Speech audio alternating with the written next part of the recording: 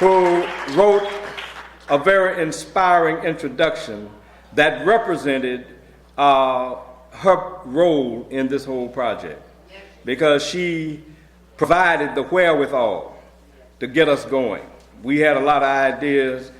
Sister Nzinga gave us a lot of material to work with, a lot of inspiration, a lot of organization, and we were able to accomplish that. And of course, John Henry Clark, who is not here, our elder, who was the great inspiration for the project. We cannot ever say enough about his role in this project, because without his work, our work would not have been possible. Thank you. This is the table of contents? Oh yeah, I see it. Thank you. Next, I'm going to skip the next, the brother that wrote the first chapter. I'll come back to him a little later. But the next one is Dr. Theophile Obenga,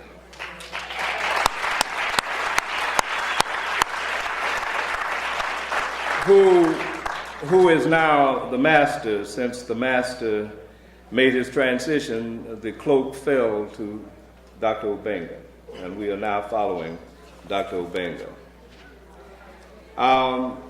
Next we have Buland Leyla Wabogo. Is Wabogo here? Buland? Oh, he's not well. Yeah, the brother who had a very great role in this project, because we have been pursuing this project for 15 years, but Buland Leyla gave a talk a couple of years ago in Detroit and reminded us that we needed to get to work and put this together again. And so his contribution is very essential here. And the next we have our sister McKenney Jones.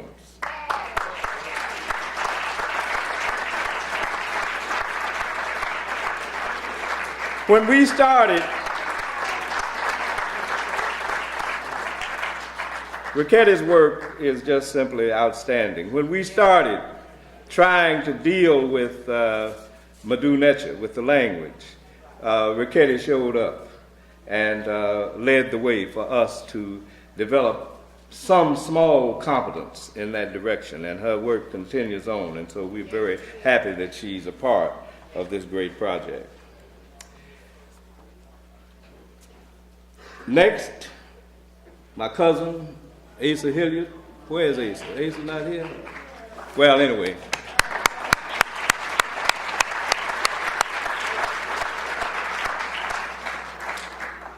And then Lynn Jeffers. Where's Lynn?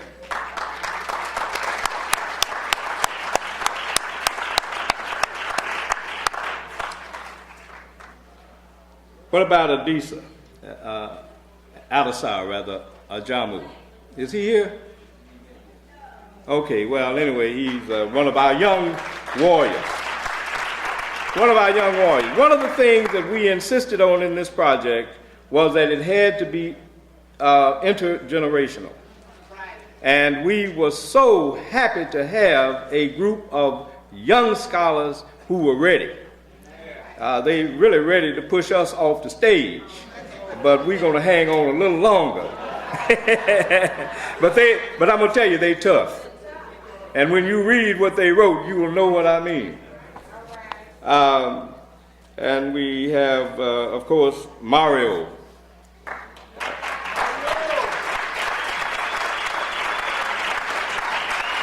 Look, this brother is writing a new chapter in Madu Necha. This brother is tough. He studied under Obenga there, and I think it's a conspiracy against all the rest of us. And Valethia is in town but not here with us.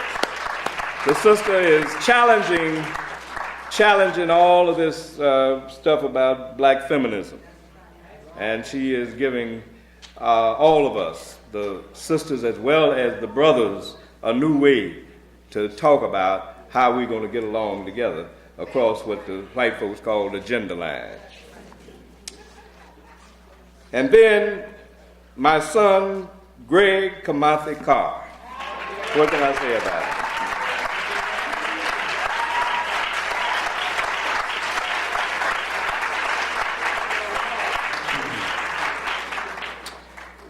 But I want to tell you, and we're going to deal with this brother a couple of times on the program, but right now I'm just going to mention his name. He's a very quiet, unassuming, modest, shy brother, but he is the workhorse of this project.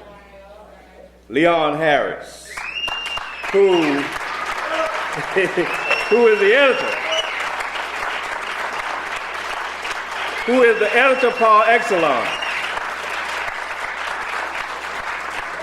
He's the one that made all of these intellectuals sitting up here do their homework and get their manuscripts together.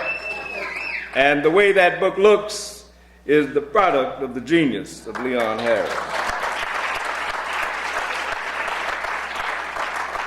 And so we have worked to launch a challenge to the African world community.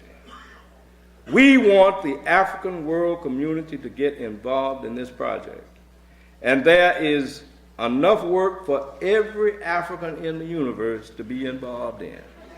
Because not only are we going to produce a central core of African world history, that is a history of the world written by Africans for Africans, but we also are going to do local histories all over the African universe. So everybody is going to be involved in that project. So don't feel that this is an elite project. So let us then promote this project. What we're going to do this year is to call a conference, and it's going to be a working conference. We're going to try to get as many seriously interested Africans involved in mapping out the rest of the project in a tentative sense. We're going to do a critique of this preliminary challenge, and we're going to get this project rolling. And we want to really grind out a volume a year. That's what we're saying we're going to do. I don't know whether we're going to be able to meet that deadline, but we're going to try like hell to do so. So we are asking for everybody's help. And we also will probably be asking for some financial help, because we got to bring some sisters and brothers from the continent over here to participate in this. There are many sisters and brothers on the continent who are ready to join this project, who have everything we need to join the project, but the budgets of the colleges that they work for and the universities they work for on the continent is almost zero. So we're going to have to figure out a way to get those brothers and sisters over here, or else we're going to have to figure out a way to get over there and hold some conferences. So this is the challenge of ASCAC, and we want to ask all of you to join in and cooperate with us. And again, let's congratulate ASCAC for the step we've taken.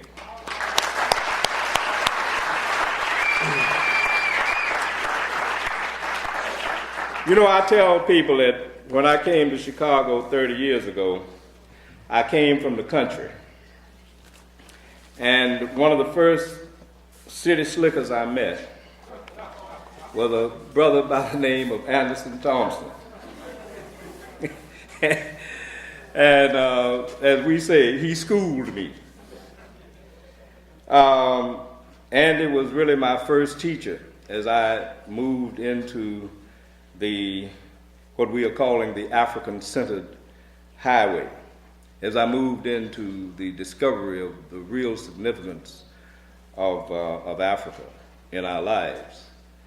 And even though he's a month or two younger than I am, I do consider him my mentor in that regard. So I'm very proud at this time to present Anderson Thompson. In 1975, he published an essay that I call the Sambo Historiography essay. And that essay got us to thinking. It embarrassed us when we read about the buck dancing, etc., that Negro intellectuals had been doing. And it got us to thinking, and it set this whole project into motion. And as a result, we asked Andy whether we could use that essay as the lead chapter to our Africa World History Project. And he very, very reluctantly let us do it, provided we allow him to touch it up a little bit. And he did touch it up a little bit, but it is still the significant preliminary challenge. And at this time, I'd like to present to you one of the great minds of the 20th century, a true African, Anderson Thompson.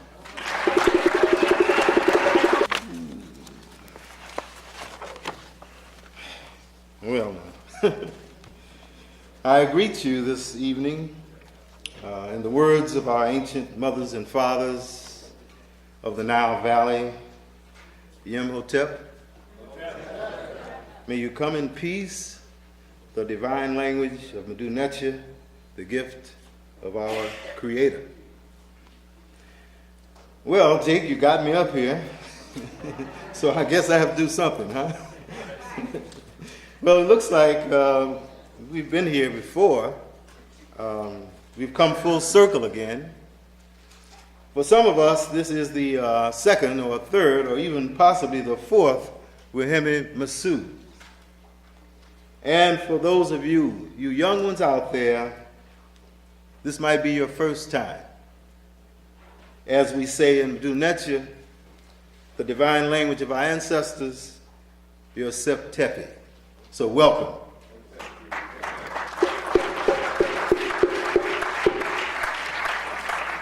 Brothers and sisters of ASCAC, it's time for the great overthrow. Let us brace ourselves for a prison break, a break away from the northern cradle.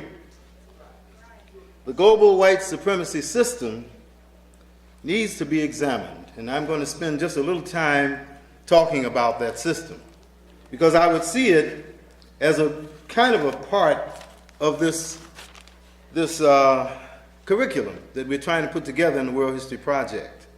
In fact, I could almost give you my talk in about 30 seconds, Jake, if we just simply said that the African curriculum was made of an A and a B part. A, the destruction of the vicious global white supremacy system, and B, the construction of a United States of Africa.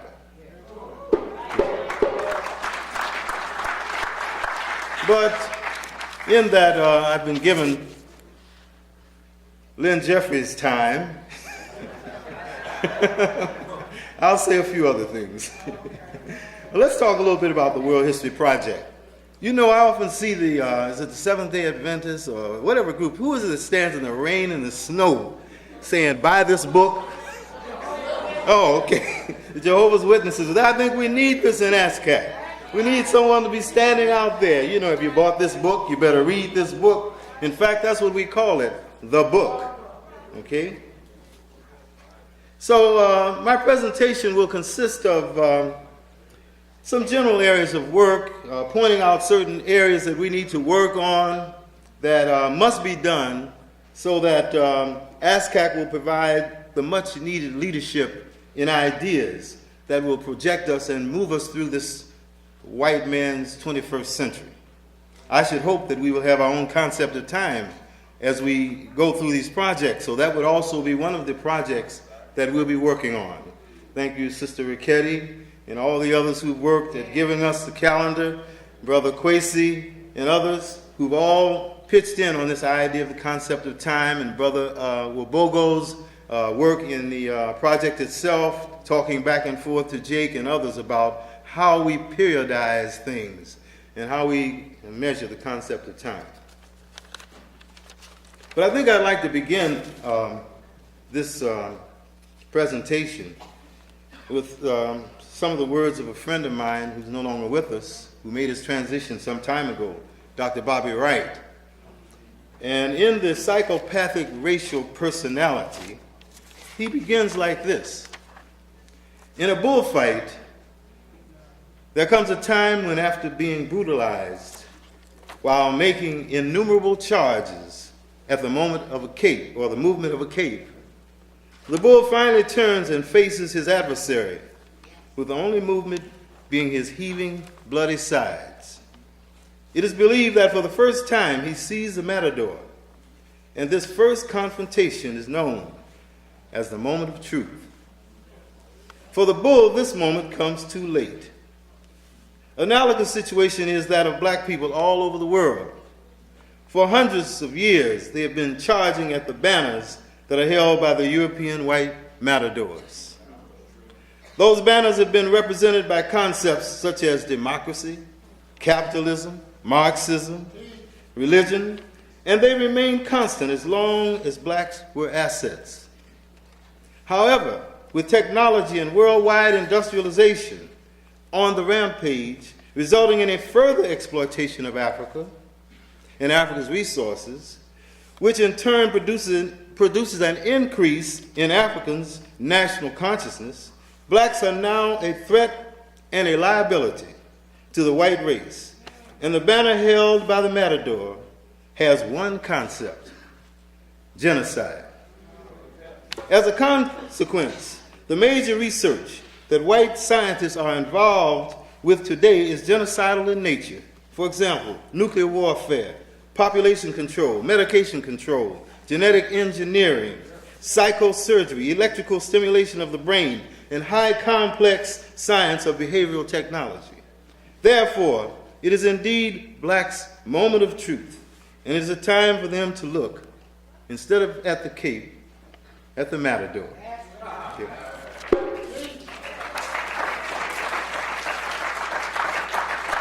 So I'm really nothing but a soldier, and I carry my rifle, and sometimes it doesn't have anything in it, but at least I'm carrying a rifle. But in the words of Sister Soldier, we are at war. And there is a perpetual, persistent war being waged against African people without and within on a multiplicity of fronts. For more than 3,000 years, Africa has been under constant siege, an epic of continued intermittent warfare, leading finally to the defeat of city after city, kingdom after kingdom, with our ancestors becoming captives, prisoners of war, colonies, and slaves. However, in our lifetime, the end of World War II signaled the unshackling of a 500-year-old European stranglehold on millions of Africans all over the world. It also marked the continuation of a 1,000-year struggle against Arab slavery, colonialism, and land theft. These are the challenges. Without doubt, this is one of the projects that we'll have to work on, because without doubt, we are at war. And I could just talk about some of the things that warriors would do if there was a warfare, instead of maybe some of the funny wars that we find ourselves in. Right. You know what we mean by a funny war? It's the kind of war where you're on the side of the opposition fighting against you. That's the funniest war in the world. And we can elaborate on funny wars, can't we? Yes, we are at war. We need to know the nature of the war, who and what are the forces out there, and how to win this war. And that's why we're here. The challenge of the 21st century is this struggle, meeting the challenge of the 21st century. And of course, we're talking about the European construction of the idea of time, 1998, which means something like what? The birth, somebody's birth, okay?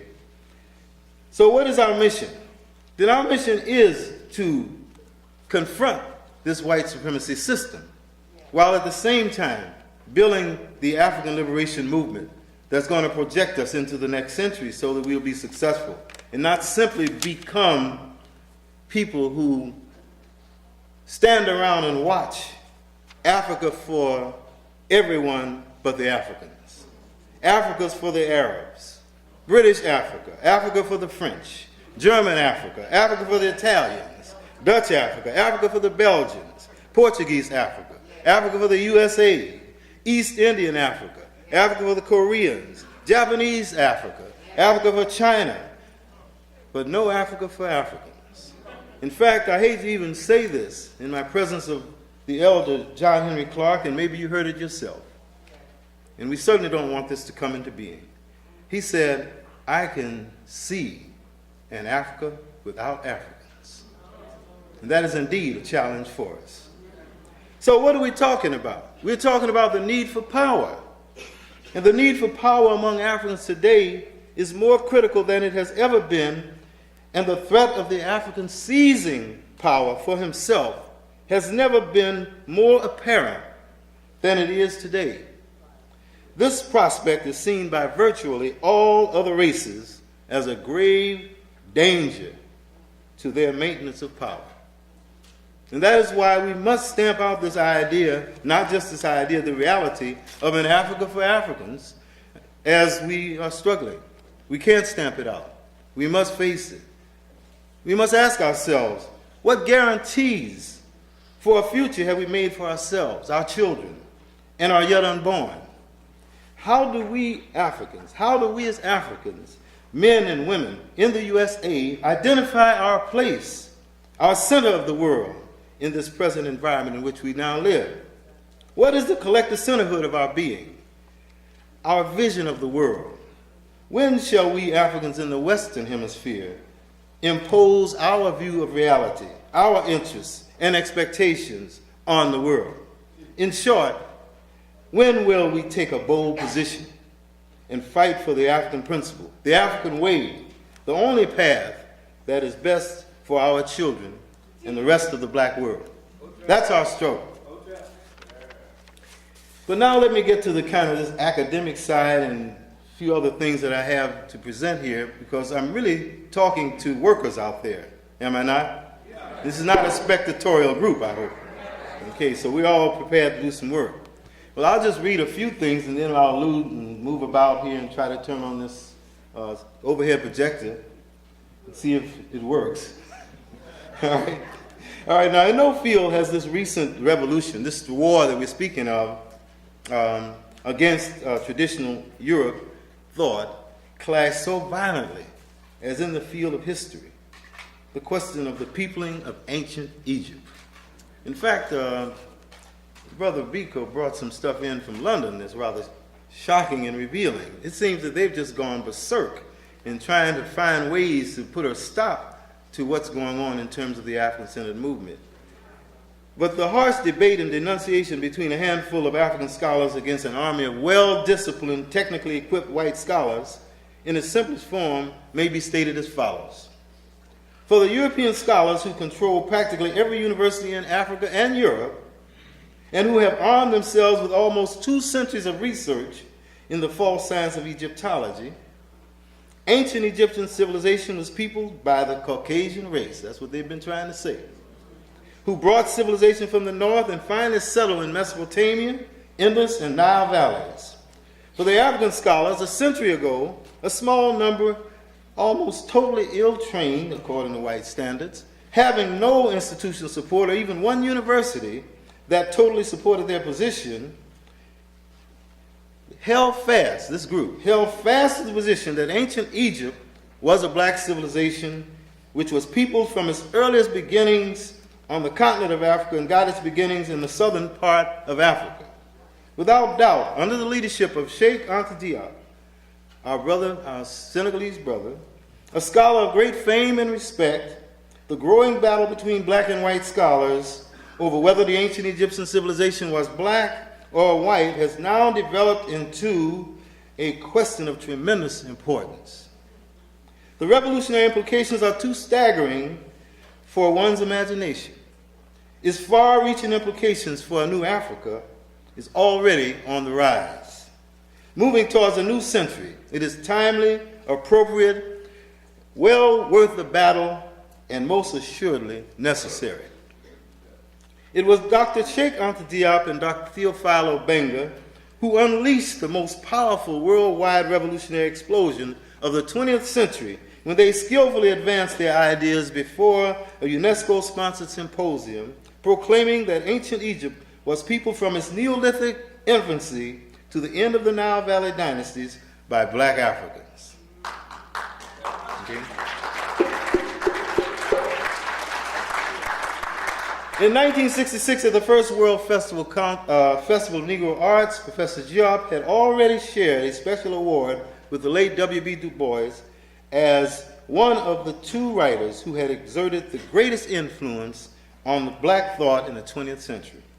To be sure, the burning question today is the same as it was yesterday and all the other yesterdays. However, today, we have more trained African scholars who are following the tradition of our early African historians who pursued this question. And we've been doing this all day, just going through the litany of our early ancestral intellectuals. And so I might as well just continue that process. Of course, if the ancient Egyptians were black, as we were told by David Walker, Martin Delany, Ducey Muhammad Ali, Arthur Schomburg, William Lewis Hansberry, Joel Augustus Rogers, and Hammurabi, our local person in Chicago, and countless hundreds of blacks from all corners of the earth, from immemorial to now, that the white historian, along with the whole of his propped up Western civilization, comes tumbling down. This is why it's such an essential war. If we are right, then they're in serious trouble. They're in serious trouble. Brother Rashidi mentioned Sister Drusilla Dungy Houston, okay? And this is what she wrote.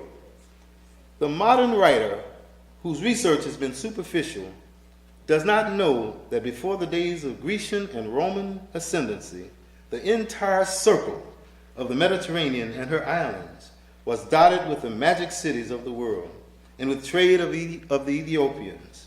The gods and goddesses of the Greeks and Romans were but the borrowed kings and queens of this Kushite empire of Ethiopia. So marvelous had been their achievements in the primitive age that in latter days they were worshipped as innovators by the people of India, Egypt, Old Ethiopia, Asia Minor, and the Mediterranean world. Now that Mediterranean world is, I think, the seat of the struggle. We are talking about a gigantic power shift. We're going to shift the center of gravity from that Mediterranean world to the continent of Africa. Farther, farther, farther, farther up south. That's our challenge. If we can knock that paradigm out, that Mediterranean paradigm, we're really going to be on the road to winning the battle for the African mind. So the time has finally come for a serious re-examination of the theoretical foundations of Western religion, philosophy, social science, and historiography, based on a more critical view of the history of the ancient world. And that is what we should hope we can accomplish, and I'm sure we can.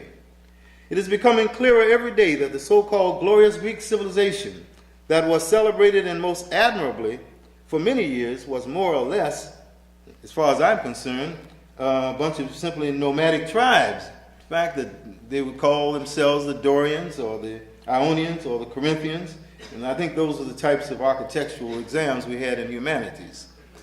If we could name a pillar that looked Dorian, we might pass a humanities exam. Well, I would only say the Dorians were really a tribal group that never built anything like what you see that's been labeled Dorians. Even now, Greek civilization and culture is believed by many blacks as well as whites as the most ancient. Europe, the mother country, and America, her child, rest their cultural ancestry on the belief that the Judaic, Greek, Roman cultures brought civilization to the rest of the world. Much of history as we know it today is presently under control of Western whites from Europe, and their former slaves, of course, we can't leave them out, and their colonial intellectuals, we can't leave them out, who claim total intellectual authorship over explaining the entire history of the world. They have divided the history of the world among themselves into ancient, of course there were no Europeans around during that time, medieval, modern, and contemporary history, which falsely placed the white race at the center of the world at the precise moment in time when they claim civilization started. Isn't that something? Our task one among many is to cut through the jungle of myths, lies, distortions, that the Western European white race was the civilizing race of mankind, and the white people were the first people to pass through the stages of civilization, or what we call savagery, barbarism, and on to civilization. Part of the World History Project is to seek out, name, and generate a long-term project, a long-term research project, which we shall call the Early African Intellectual Guerrilla Warfare Against White Racist Historiography. And I guess we should just start ourselves now and start getting time and space together. Now, this is just a construct here, so I don't want anyone to get upset with some of these diagrams here. This is our first one. Hopefully, we'll walk out of here either in agreement or disagreement, whatever the case may be. We're talking about the three worlds here. Can you see it? Is this clear enough? Please be focused. It calls for technology. Let me see here. What do we do? What do we do with this thing? Oh, okay, good. All right. Good. Okay. All right, so we're talking about what? We're talking about our grand vision of the future, the United States of Africa, and we did this about 20 years ago, okay? But we just keep working on it. Target year 2020. Dr. Carruthers, 2020. Okay? It means you got to take a lot of vitamins, sir, and do all the rest of the things we are all trying to do here, so we can be around for why 2020? Because this was 100 years ago. From that date of 2020, the Universal Negro Improvement Association and African Communities League had a conference in New York City. They met for 31 days. And more than 25,000 people met in Madison Square Garden. And under the leadership of the Honorable Marcus Mosiah Garvey, they said, Africa for the Africans, those at home and those abroad. If Europe is for the Europeans, if Asia is for the Asians, then Africa for the Africans. Up, you mighty race, you can accomplish what you will. 31 days of meeting, representatives from all over the world, and yet they have never called it a Pan-African Conference. Who are they? Well, we'll find out. All right, now, what are we saying here? We're actually saying the world is now sharply divided along discrete and distinctively unequal cultural, racial, economic, and political lines. Black Africa, the first world. We got that, haven't we? Brown and yellow Asia, the second world. And white Europe, the third world. The 21st struggle. These three worlds will be characterized by their antagonistic, intercontinental, nationalistic aims. The European world community is presently engaged in a life and death economic war against Asia for world dominion in the Atlantic and Pacific basins. Their battleground is Africa and the rest of the black world. And while Europe and Asia battle for Africa, the African world seems to be oblivious, seems to be totally unaware of this struggle. So let's talk a little bit more about the three world communities. Today, the first world, the African world community, comprises a population of over 1,500,000,000 continental Africans and others of African descent scattered throughout the world.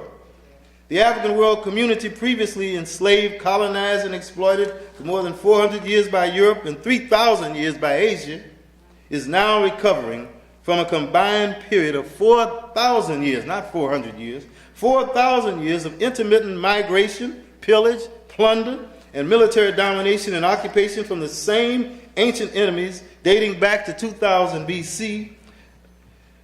Consequently, members of the African world community make up states on the African continent, and blacks living in Europe, Asia, the Pacific, and the white settler nations of North, South, and Central America. Members of the African world community are faced with an ongoing paradox, that of Africa being made up of 12 million square miles of the richest land on earth, but plagued by famine, drought, disease, warfare, coup d'etats, and rampant poverty, and the poorest people on earth. The second world, the Asian world community. The second world, the Asian world community, is composed of more than 3.5 billion recently colonized, Western-dominated people who have emerged from this condition and become competitors with their former masters in the race for control of the 21st century, or what we call the 21st century New World Order. Asia constitutes the Middle East, Asia, Arabized nations, Southeast Asia, the Pacific, and Far East. China's population alone numbers 1.5 billion. By the year, as they say, 2000, Asia's new wealth and prosperity in trade and commerce, her victory in the scientific and technical revolutionary arena, as well as the devastatingly aggressive role of her people as settlers and merchants in the African world, will position the Asian world community as the most dangerous 21st century threat facing the African world. Asia is the number one threat to the African world because it desperately needs land and markets for exploding populations. Under the competitive leadership of Japan and Korea, Asia is now on the road to developing a strong and economically powerful Pacific Basin community, the fulfillment of the Asiatic vision of a United States of Asia. Finally, there's the third world. I know you're not accustomed to hearing this, are you? Not coming from, of course, not coming from us, but of course them. Finally, there's the third world, the European world community, the last world community to enter civilization, whose military conquest dominates the world and now dominates the world for more than 2,000 years. And has finally come to an end. The European world community, whose population numbers only 1 billion. You have a whole lot of people passing for Europeans. Okay? The European community is solidly made up of the old world order. The old world order nations of Western, Southern, and Eastern European states, whose history dates back to Greece and Rome. The nation states of Europe today are the Teutonic tribes of yesterday that sacked and destroyed Rome and later became the slave trading, pirating nations of Spain, Portugal, England, France, Holland, and so on. The nations most successful in plundering, pillaging, slave trading, and trading now make up the European settler colonial nations presently occupying North, South, and Central America, the Caribbean as well, parts of the Pacific, Israel, and South Africa. This ascendancy of Europe culminated more than 2,000 years ago because of the nomadic European tribes that were terrorizing the civilized world. The migratory invasions, pillage, plunder, and conquest shook the ancient African world civilizations from the Indus Valley in India to Mesopotamia and Canaan, which today, of course, is Syria, Jordan, and Lebanon, to Kemet, which is now called Egypt, and Kush, which is called the Sudan. So that is what this is here. I don't think I need to say any more. You have the chart before you, and it sort of gives us a kind of a thumbnail sketch of this world we're speaking of. I think I found the answer, all right? So the next project, I would call this one, Let My Pharaoh Go. Okay? You know, it's very interesting that some of our top leaders, some of our top Baptist ministers, shadow senators, and Muslim leaders have a lot in common. They all seem to think Pharaoh's army got drowned. In fact, the sister that I love greatly who sings, Mary Don't You Weep, and she starts off with Pharaoh's army. So we really have a struggle on our hands to get that Old Testament paradigm out of our blood system so that we can understand that deep down beneath that African dress, name, garb, Moses is still leading the children of Israel out of the promised land, or to the promised land.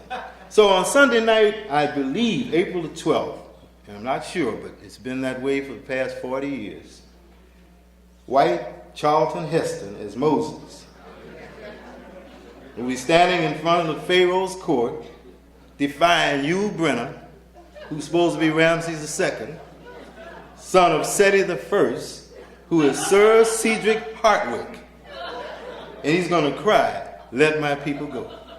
Now, if we're going to sit here as an ASCAC family around Easter Sunday night and allow this to go down one more time, I'm going to quit ASCAC. Okay? So what is the purpose of history? It is to give clarity and understanding of data and facts, and history functions as a base to define one's people, where they came from. You know I'm getting this from Dr. Clark. Where they are, how they got there, who their enemies are, the mistakes the people made, and how to avoid these same mistakes. When you deal with the past, you're dealing with the origin of a thing. When you know the origin, you know the cause. And if you don't know the cause, you don't know the reason. So the past deals with history of the origin of everything, and whatever originated there, and its reasons for originating, and its reasons for being. History is a guideline that leads a race of people in whatever direction they should take, and it may offer the people a solution to liberation.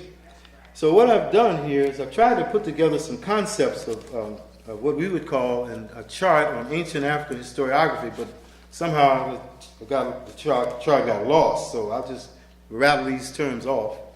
If we're talking about ancient African historiography, we go all the way back. We don't know how far, maybe 10,000 years. But we don't know. We can't say 10,000 BC anymore because we're not sure about C.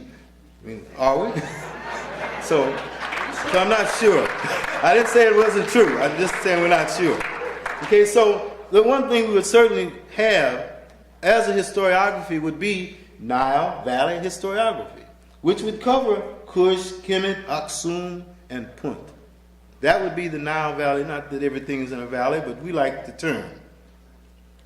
The second would be Mesopotamian historiography, told from an African-centered point of view.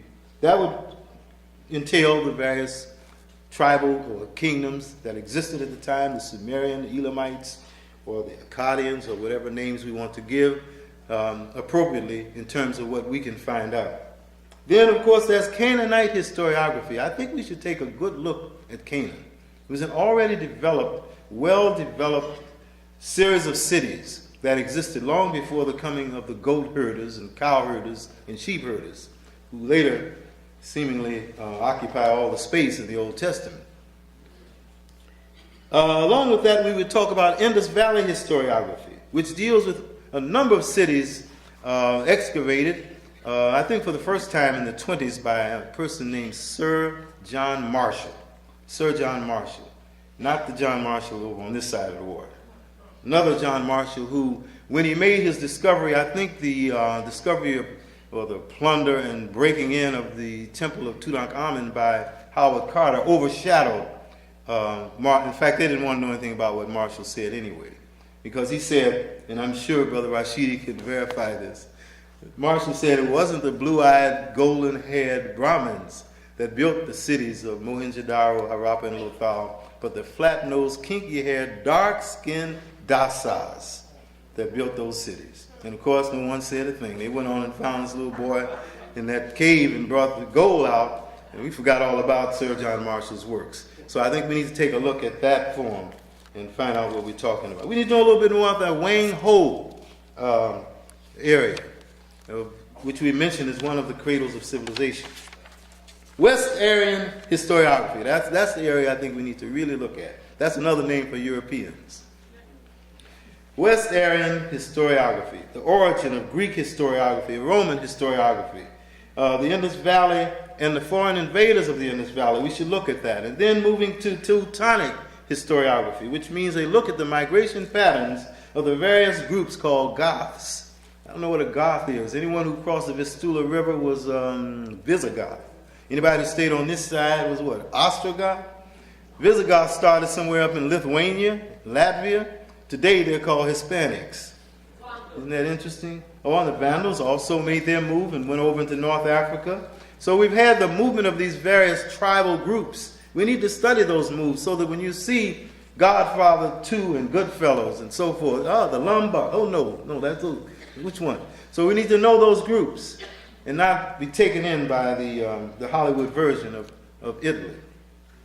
Following that, we are talking about the formation of the European nation states, how they came into being.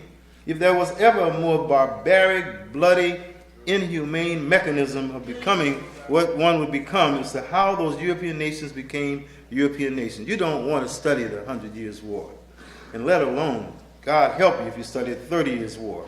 Between what, it ended in 1648? 1648 with the Treaty of Westphalia.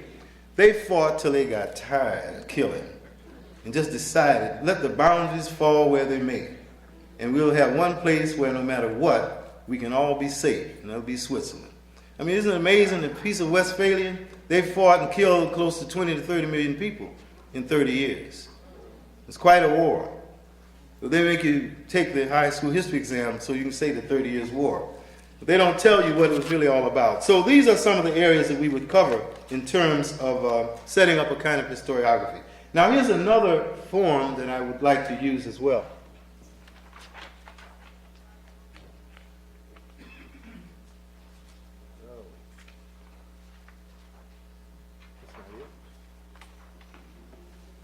Somebody's been tampering around here.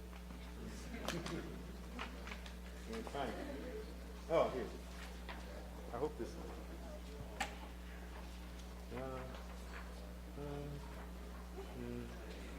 There we are. We call this. Now, this is just a suggested way that we can look at things. We call it nomadic Eurocentric historiography. And this is generally how the Europeans teach us history. We generally start at the left. If I'm turned like this, start at the left, and we have what is called popular history. History for the white masses. What is it? Epic tales, folklore, fantasy, heroes in sharp contrast to villains, scapegoat type stories, fictionalized history, that's Hollywood. Mass media brainwashing. You know, most of us know about the Civil War from Clark Gable and as Red Butler and that other lady. We know about, if we missed the movies and you young people, you saw North versus South with Patrick Swayze. And that's your Civil War history. We've been given a fictionalized version of everything from 1 million BC with Victor Mature all the way up to the present day war stories and Tarzan movies and Three Stooges in Africa and all the rest. And that's for the masses of our people. They're the ones that's going to have to go out and shoot folks. That's why you have it like that. And then, of course, you have the more professional ones. We call this drum and bugle flag-waving history. History for soldiers. If you were in the Army, you were taught a certain type of history. And it was what? Dates and battles, great warriors, heroes, patriots, bravery, and so forth, and savages, and all the rest. Know your enemies, know what you're fighting, know what you're fighting against. That's all they want you to know, who to shoot. Who to shoot. And we call it drum and bugle. Then we have what is called loyalty history. Those are the people who work close to Bill Clinton. Faithful to leaders and superiors, undying support for the organization, stories of unswerving devotion. Watergate, we don't know anything about what was happening in Watergate because the clerks didn't talk. But now they're talking a little bit, so things are changing. We're getting closer to what they call backroom academic cover-up history. Intrigue, backbiting, this is right on target, isn't it? Factions, secrets, and then, of course, the most authentic history of all, bedroom history. I mean, you can't see it there, but it's the untold story. Okay? And of course, you see down at the bottom, we talk about self-interest, that which stands under everything based on which sex, wealth, fame, and power emanates, or what we call hidden sex subcultures. Now, I know you didn't expect this kind of approach to historiography, but this is generally what we call white history, so we don't mind putting it up here so that you won't be dazzled by these textbooks when you're in college trying to pass those exams. Okay. Let me go on here and talk a little bit about some of the things that we can do, because for us, the war begins every time the African spirit inside of us is born again. Every moment of our struggle, every part of our history every strategy, every premise in our argument has been stated and started by our ancestors from the very beginning, from the very first occasion. Most, if not all, history, as was taught yesterday, was this view of the European at the center of the universe as he looked out on the rest of the world as God's chosen race, who, as Professor Clark tells us, the whites would have us believe that they brought the torchlight of civilization to a world that waited in darkness. It is where we learn most about our inferiority and their superiority, where even their colossal mistakes and failures became legitimate and heroic. Columbus Day. So what is it then? History is indeed warfare. Dr. Jacob Carruthers calls it intellectual warfare, ideological conflict, a vast battlefield of conflicting thoughts, theories, ideologies, and isms. History, from the European vantage point, is really a scorecard of who won, who lost, how, and why. European created history is a vast multi-front battlefield of ideas, symbols, rituals, information, and ideas. The war factories, farms, and industries for the manufacture and distribution of these ideas are the colleges and universities, churches, theological centers, and research centers. Those are the places. Now, I don't know what kind of bombs we can bring to get rid of some of those places, but one thing for certain, we must understand what we're up against when we talk about intellectual warfare. We have a real struggle on our hands. The reason we have a struggle on our hands is because we're dealing with crooks. We call that racketeer historiography. Sister Nzinga, we have a new term. So I'm letting it Sambo go for a little while so you go out and buy the book and find out what we meant by Sambo historiography. But let's talk a little bit about racketeer historiography. By our collective examination of the world of European historiography, it becomes apparent that the African world exists in ideological captivity by an international ring of white scholars working together, well-financed, in concert with each other, and in complete domination and control of the fields of social science and history. There's a kind of a European Godfather system in charge of each sector of African history: slavery, slave trade, colonialism, Negro progress, Negro this, Negro that. White historians, with their black sidekicks, have muscled in on the field and perverted the history of the African world into a white-dominated gangland hustle, mapped off chronologically and territorially the way the mob boss in organized crime stakes out his turf in the black community for dope, gambling, and prostitution. History departments, organizations, and associations compete for growth, endowments, job opportunities, and expansion on this area, this new turf called Negro or African history. And this is what we call racketeer historiography. You'll find there's always an authority of some sort over every phase of our history. Then, of course, we have what we call liberation historiography, and I'm just alluding to some of these terms. We'll be actually working on completing this phase. I hope we can put it in the next World History Project. But for our warriors out there, it's time now. It's time for us, these activists, writers, and researchers, to take up intellectual arms and organize against Western psychological warfare called social science. We must sever once and for all the umbilical cord that tightly binds the whole of the black world to the European intellectual world. We must snap the middle chains of African dependency on European social thought. This is our challenge. One more project for us to fight for. We must challenge the world of white power and white definitions. We must search their works, challenge them, research and write from our own African point of view. In fact, it's time to do the white intellectual racist social scientist what the racist white cop does to the young black males all over America. We must stop and frisk white history. Okay? looking for lies. Get up against the wall. Distortions, omissions, commissions. We need an intellectual, moral law and order for the African world community. Now, I recall reading Aikwe Ama's 2000 Seasons, where Ama speaks of hearers, seers, imaginers, thinkers, and rememberers. Prophets called to communicate truths of the living way to the people. But we have a reverend in Chicago, Reverend Donald Parsons. And he reminded us that thousands of years ago, when people had to build walls to protect their cities from marauding attackers, the people with the keenest eye and the sharpest hearing were placed at the top as night watchmen. Of course, you've heard this in Chancellor Williams also. He pointed out that they would go to sleep at night knowing that the watchman would let them know what time it was and that all was well. Although he has lost most of his sight, one of our keenest watchmen, Professor John Henry Clark, teaches us that history is, and you know it now, I don't even have to say it anymore, okay? And that's one of our watchmen, Professor Clark.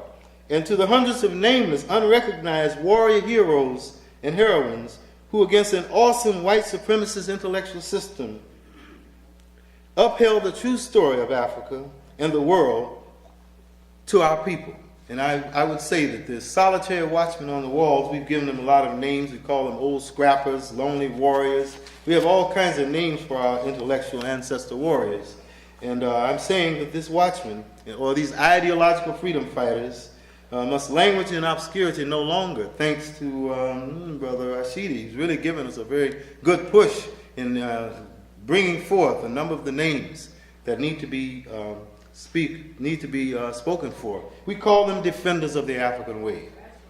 And I have a long list, which I'm simply going to ignore because we've just about heard all of our ancestral warriors. And let me just finish off now with this Negro First and Contributionist historiography, because I think we need to talk a little bit about it, because whenever we have Negro History Week or Black History Month, a number of our schools still give us the kind of staid, frozen type presentations with children standing with signs and reciting names in a kind of way. He was the first Negro to do this, our last Negro, all that. So let's talk about Negro Firsts and Contributionist historiography. Nor is this presentation by any means another attempt to show which Negro was first. We call that Negro First historiography. The first Negro to get shot while helping the white slave master preserve the system of slavery. Nor is this contributionist Negro history written to show the contributions of the Negro in the making of white racist America. The World History Project is definitely not interested in this kind of business. We're not talking about this. We're really talking about our great black heroes and heroines who fought and struggled for you and me in the battle over the history books. If anything, this is the history of the African firsts. That's what we want. Those who saw Africa as first. African contributionist history is what we're seeking. The contributionists were those black men and women who contributed to the making of Africa and the unmaking of Europe or Euro-America. Nor is this by any means another attempt to show the role of the black leadership in the making of America, so characteristic of the traditional black, Negro, colored American history, as the title implies. The Negro who was a helpmate, who earns a living explaining how the whites are explaining us. We are not interested in that type of historiography.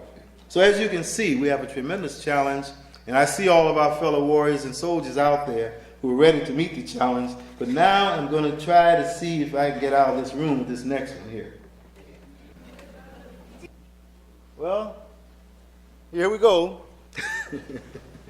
We call this world Aryan supremacy, meaning that white supremacy is basically a struggle between Europeans and now some Asians over who will dominate the universe, no longer just the earth. Who's going to run it? That's the question. So we've sort of worked out at least 6 points here of what we call the 6 Pan-Aryan movements. Pan-Asianism, Pan-Arabism, Pan-Slavism, Zionism, doesn't need a word pan, it means pan. Pan-Romanism, and so forth. As you can readily see, we talk about the ideological weaponry being basic isms: communism, Islam, communism again, Judaism, Catholicism. I would make some adjustments. This thing is about 30 years old, but if we get committees that are willing to work on this, we're talking about the priests, leadership, and founders of each one of these. But the important thing is that you've got at least 6 groups, and it might be more, or how you want to break it down, that all are fighting each other over who's going to control the world. And this is the 3 world communities. It just so happens that this one over here is the Asian world community, and that one is the European world community, and here we are on the bottom. Now, as I said before, we do have a few problems here in terms of blacks who happen to be in one of these boxes. I don't know if anybody's not in the box. That's the problem. And it's a question of understanding the weaponry that's been used on us all this time and the sacred centers. If you notice, there is no African sacred center up there. We talked about Africa for everyone but the Africans. We have black leaders who are leading us, but where are they leading us? Because the goals and the ultimate path for success of these 6 groups are largely dependent on the people at the base of that triangle. And if you'll notice, the Asian world community, we say, is the coming into being of the 21st century New World Order, and the European world is what? Passing out of existence. It doesn't mean they're going to die. It means they're simply not going to be so rich, and that they'll become maybe the security guards for the Asian world, as they're doing now in the Persian Gulf and Iraq and things of that nature. So look at the centers. Beijing, but there are others for that center over there. Tokyo would be one. Seoul would also be a part of it, possibly whatever. Mecca being a center. Moscow used to be a very prominent center. Men in Asia, Africa, in America, in the islands of the sea. But a year earlier, Dr. Booker T. Washington, in 1899, wrote a title. I won't say he wrote anything more in that book, but the title of it was A New Negro for a New Century. And I think we need a new African for a new century. Okay. So, what is this challenge of the next century? I'm trapped inside this European paradigm called 1998, but I would say the challenge of the next move, or the next Waheme Masu, or however we want to speak of it, is a United States of Africa. We must have a United States of Africa. The idea of a United States of Africa, Marcus Garvey's vision, a federation of all African peoples joined together on a worldwide cultural and political and economic basis, might get us out of this mess. And the method is the Pan-African movements. The Pan-African movements for worldwide African unity that's been going on for so long. However, the term itself, as you may well know, was first popularized by H. Sylvester Williams, brother from Trinidad, a lawyer, who founded the Pan-African Federation in England in 1897, and then later went on to have the conference in 1900.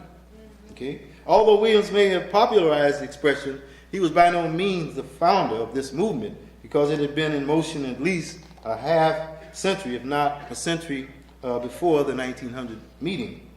The belief that people of African descent throughout the world have the same destiny, racial, and cultural characteristics, and the same social economic conditions as a result of our African origin is what we mean by Pan-Africanism. Pan-Africanists seek to develop a worldwide international brotherhood and sisterhood, a union of all African peoples, in order to combat all of the forms that we have mentioned today.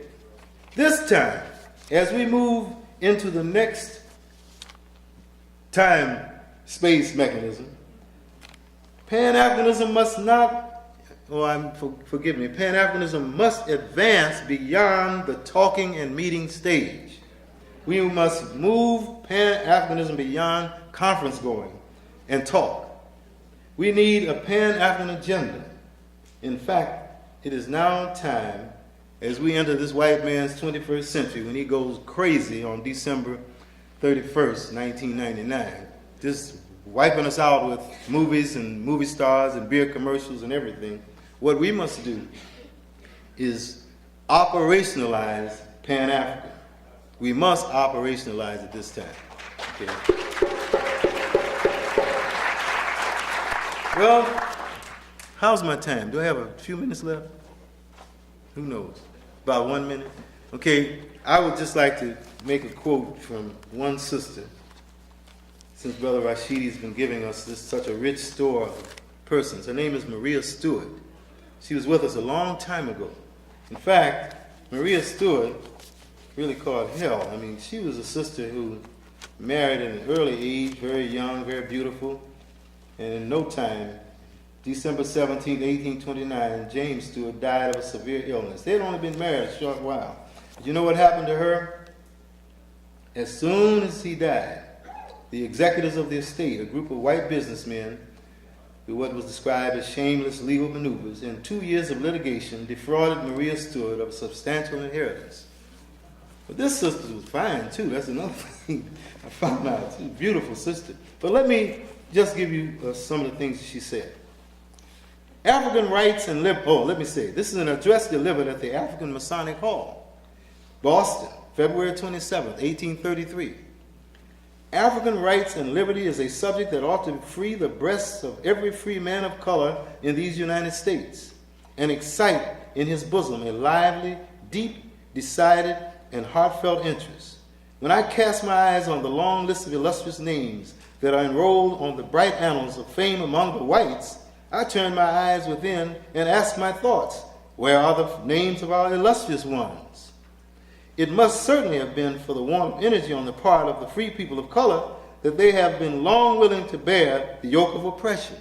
It must have been the want of ambition and force that has given the whites occasion to say that our natural abilities are not as good and our capacities by nature inferior to theirs. And now she's going to talk to these brothers who are Masons. She says this, and this is the strongest thing I've heard in a long time. Have the sons of Africa no souls? Feel they no ambitious desires? Shall the chains of ignorance forever confine them? Shall the insipid appellation of clever Negroes or good creatures any longer content them? Where can we find among ourselves the man of science, or a philosopher, or an able statesman, or a counselor at law? Show me our fearless and brave, our noble and gallant ones. Where are our lecturers in natural history and our critics in useful knowledge? There may be a few such men among us, but they are rare.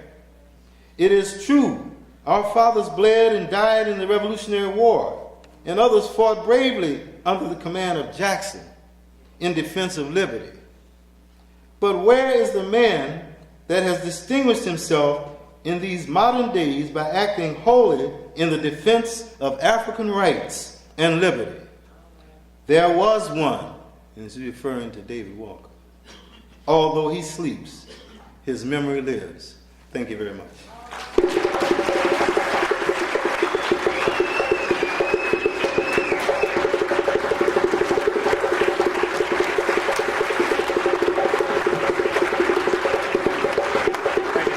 Okay, that's a vibe, huh?